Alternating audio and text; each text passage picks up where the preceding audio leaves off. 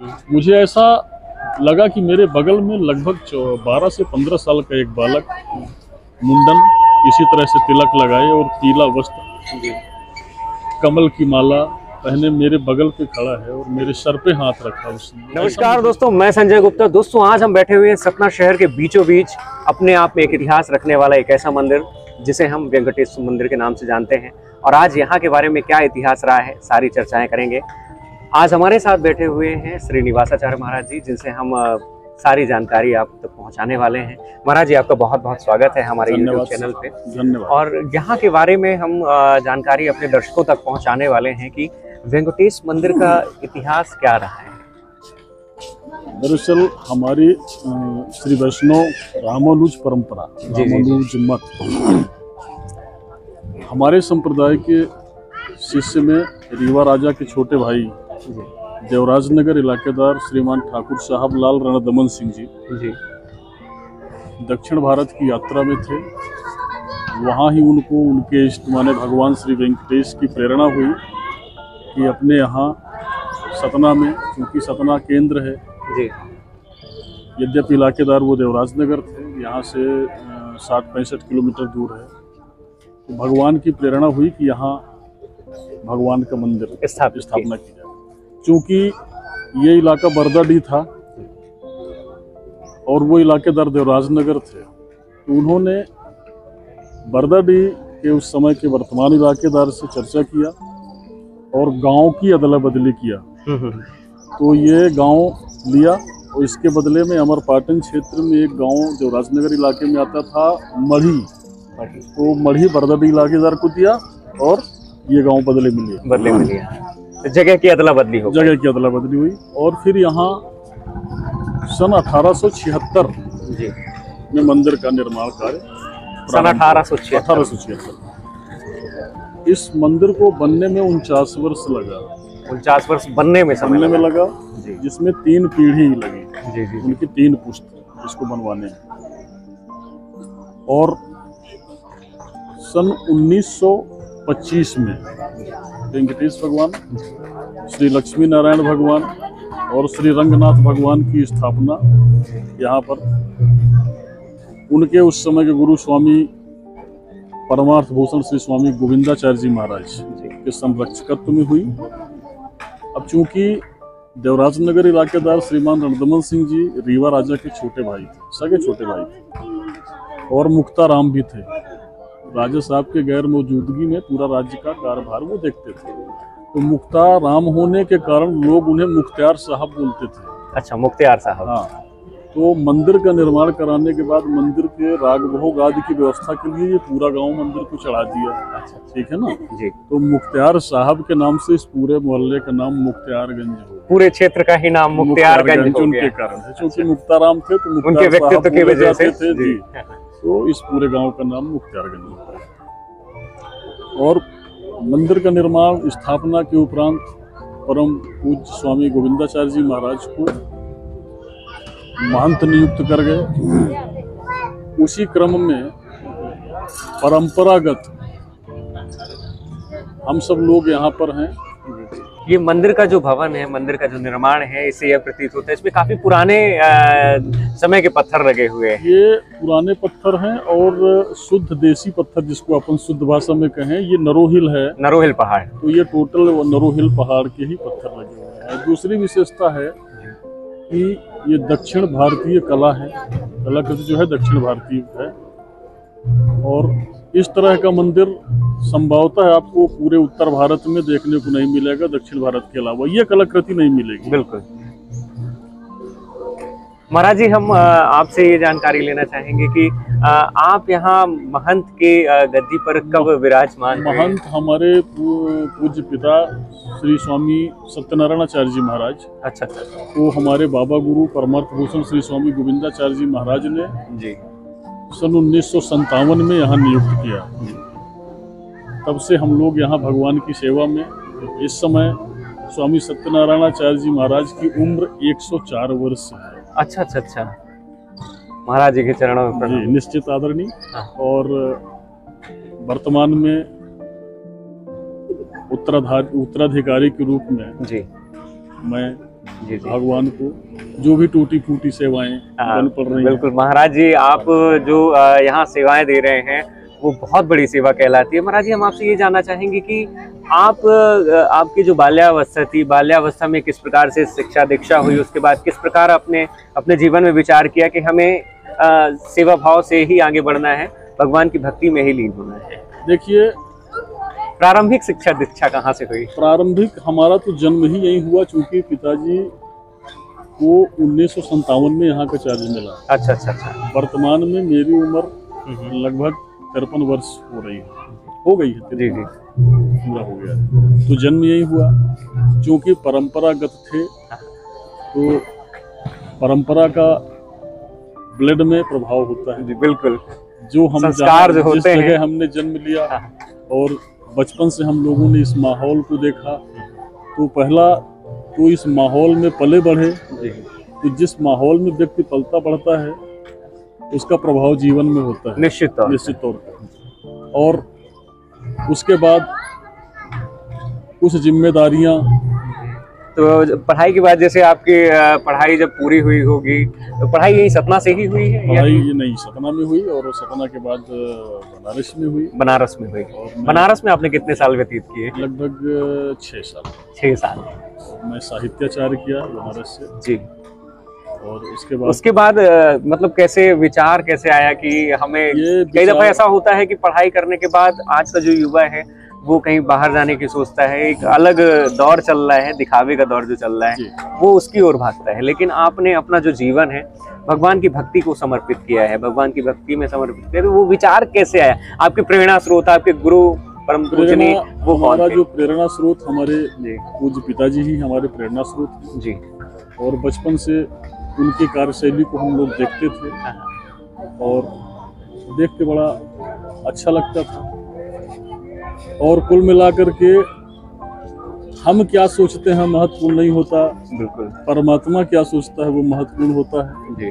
और मैं तो ये मानता हूँ कि भगवान वेंकटेश की विशेष कृपा, पिताजी के हमारे तपस्या का परिणाम कि भगवान ने सद्बुद्धि दिया, सद्बुद्धि ही कहना चाहिए इसको, नहीं तो मार्ग परिवर्तन हो सकता था। मार्गदर्शन किया उन्होंने। तो भगवान ने सद्बुद्धि दिया और भगवान की विशेष कृपा के परिणाम स्वरूप उन्होंने अपनी ही सेवा में, अपने श्री चरणों की सेवा भगवान वेंकटेश हमको प्रदान किए। हाँ बिल्कुल, आपका कहना बिल्कुल सत्य है, लेकिन कोई एक जैसे विचार आता है कि अब हमें रहना, कई दफा ऐसा होता है कि मैंने देखा है कि उनके पिताजी पीठाधीश्वर रहे, लेकिन आजकल जो बच्चे उनके हुए वो किसी और दूसरी जगह काम कर रहे हैं, बदलता है। तो एक ऐसा विचार आपके दिमाग में आया होगा जहां से आपको काफी प्रभाव पड़ा, वो कैसे, वो अचानक विचार कैसे आया? इसमें एक कई बार हमारे जीवन में घटनाएं होती हैं, बिल्कुल ठीक है ना, तो कुछ घटनाएं जो हैं वो जीवन को परिवर्तित कर देती हैं, दिशा और दशा दोनों परिवर्तित होती हैं। निश्चित। दिसंबर 2011 जी मैं दुर्भाग्य कहें या सौभाग्य कहें, मैं तो उसको सौभाग्य ही मानता हूँ, मुझे हार्ट अटैक हुआ। अच्छा। और तीनों नस ब्लॉक हुई, हार्ट तो गया ही, मेरा दाहिना पैर भी, मतलब मैं विकलांग ही हो गया। सतना में प्राथमिक उपचार, उसके बाद हमें यहाँ से रेफर किया, हम प्रयाग गए, प्रयाग में हमारा उपचार चला, तो पैर में तो काफ़ी कुछ रिलीफ प्रयाग में मिला। उसके बाद हमें जब कुछ स्वास्थ्य लाभ हुआ तो हमें वहाँ से रेफर कर दिया बॉम्बे। तो हम बॉम्बे हॉस्पिटल गए, वहाँ डॉक्टर बीके गोयल जो एशिया के टॉप कार्डियोलॉजिस्ट, उन्होंने ही मेरी सर्जरी किया। दुर्भाग्य से 1 साल बाद मुझे फिर प्रॉब्लम हुई। अच्छा। फिर से एक बार फिर से अटैक आया। रूटीन चेकअप चलता रहा, मैं हर 6 महीने में बॉम्बे जाता था, ट्रीटमेंट चल रहा था, लेकिन 1 साल बाद फिर हुई, उसके लगभग 1.5 साल बाद फिर हुई। तीसरी बार मेरी स्थिति बहुत नाजुक जी। तो चूंकि प्रॉपर सतना में, पहले तो सतना में दिखाते हैं जब कुछ होता है जी, तो डॉक्टर राजेश जैन को दिखाए, तो राजेश जैन ने कहा कि अब कोई मतलब नहीं है, हार्ट एकदम वीक हो चुका है, एकदम कमजोर स्थिति में आप पहुंच गए। हाँ, हमारे एक मित्र थे कौशलेंद्र प्रताप सिंह जी, हमारे गुरु भाई भी हैं वो, और बहुत शुभचिंतक हैं हमारे जी। तो उनको डॉक्टर ने कहा कि अब आप यहाँ से ले जाइए और जो भी आपके धर्म में, क्योंकि वो जैन है, राजेश जैन जी, जो आपके धर्म में पूजा पाठ होती हो करवा दीजिए, अंतिम समय है। उन्होंने कहा कहीं, तो बोले नहीं, कोई डॉक्टरों ने भी मना कर कोई दिया, मतलब नहीं है ऐसा करके। तो पहले तो वो डॉक्टर के ऊपर बड़ा गर्म हुए। तो डॉक्टर साहब ने ये कहा कि देखिए, जब आप लेकर के आए, क्योंकि महाराज जी से हमारे पूर्व संबंध है, अच्छे संबंध है, तो जब हमने चेकअप किया, जब हमें रिजल्ट मिला, तब तो हम आपको बताएंगे। बिल्कुल, हम फेस देख के तो नहीं बता सकते। और तो राम सिंह आए यहाँ, पिताजी को बताया। पिताजी उस समय स्वस्थ थे, बैठे थे, बताया कि डॉक्टर ने ऐसा ऐसा बोला। तो पिताजी के मुख से निकला, बोले कि डॉक्टर ब्रह्मा नहीं होता है, तुम एक काम करो, उसको बॉम्बे लेके निकलो, उसको कुछ नहीं होगा। ऐसा पिताजी ने कहा, आदेशात्मक शब्दों का प्रयोग, बोले बॉम्बे लेके जाओ, उसको कुछ नहीं होगा। फिर हमें बॉम्बे ले जाया गया और संयोग से डॉक्टर ने तो कहा था 3 घंटे का समय है, लेकिन मैं बॉम्बे पहुंच गया और वहाँ फिर डॉक्टर बीके गोयल ने चेकअप किया। उसके बाद एक मशीन बोले पहले बोले बाहर लगा के चेक करते हैं, अगर सक्सेस होगी तो प्लांट करेंगे, नहीं तो क्या मतलब। 24 घंटे के लिए लगाया। 24 घंटे बाद जब मशीन निकालने का समय आया, तो मैं तो सोच लिया था कि ये निकलेगी और मेरी डेथ हो जाएगी। तो मैं आंख बंद किया था। उस समय मुझे ऐसा दिखा, आंख बंद करके मैं लेटा था, एक मैडम थी साउथ इंडियन, वही देख रही थी। मुझे ऐसा लगा कि मेरे बगल में लगभग 12 से 15 साल का एक बालक, मुंडन इसी तरह से तिलक लगाए और पीला वस्त्र, कमल की माला पहने मेरे बगल पे खड़ा है और मेरे सर पे हाथ रखा उसने। ऐसा मुझे मतलब साक्षात, जबकि मैं सोया नहीं था, यथार्थ है, मैं सो नहीं रहा था। एक भय था, डर था, मृत्यु का भय सबको होता है, मुझे भी था। और वो दृश्य मुझे दिख ही रहा था। कुछ ही समय में डॉक्टर मैडम ने मेरे गाल पे थपकी लगाई और बोली, mister Mishra, good luck, success हो गई, अब 3 घंटे बाद आपकी सर्जरी होगी। तो फिर मैंने आँख खोला, 3 घंटे बाद फिर सर्जरी हुई और पेसमेकर प्लांट हुआ। प्रभु की कृपा हो गई और आज मैं पूर्ण रूप से स्वस्थ हूँ। कितने साल हो गए लगभग इस घटना को? 2011 में फर्स्ट हुआ था, 2016 में लास्ट सर्जरी मेरी हुई थी। और भगवान वेंकटेश की वहीं से मुझको प्रेरणा हुई कि आपने ही जीवन दान दिया, तो आपके और एक स्वरूप का दर्शन कराया। तो अब मेरा जो भी जीवन शेष बचा है वो आपके ही श्री चरणों की सेवा में रहेगा। और उसी तरह से साप्ताहिक मुंडन परंपरा के अनुसार बिल्कुल करवाता हूँ। और जो भी टूटी फूटी, भगवान की सेवा करने का सामर्थ्य तो किसी में है नहीं, और जो वो करवा लें वही पूरी है। तो भगवान की ऐसी कृपा कि आज मेरा कोई भी ट्रीटमेंट के नाम से, हार्ट के लिए मैं कोई दवाई नहीं, एक टैबलेट भी नहीं ले रहा हूँ, और पूर्ण रूप से मैं स्वस्थ हूँ और मुझे कोई असुविधा नहीं। सब परमपिता परमेश्वर का आशीर्वाद है, आप पर विशेष कृपा। और कहते हैं ना कि भगवत दर्शन और भागवत दर्शन, तो जो महत्व भगवान के दर्शन का है, उतना ही महत्व हमारे माने भक्तों के दर्शन का है।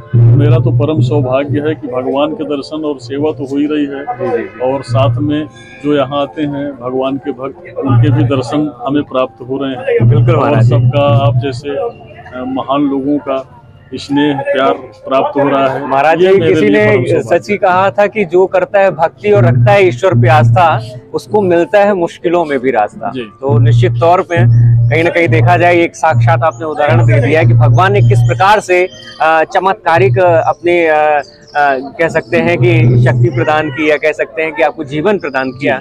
और जैसा कि दर्शकों, मैं आप सभी को बताना चाहूंगा कि महाराज जी ने बताया कि भगवान से दिया हुआ जो जीवन है भगवान के चरणों में अर्पित कर रहे हैं, और भक्ति भावना के साथ आज इस वेंकटेश मंदिर के महंत हैं।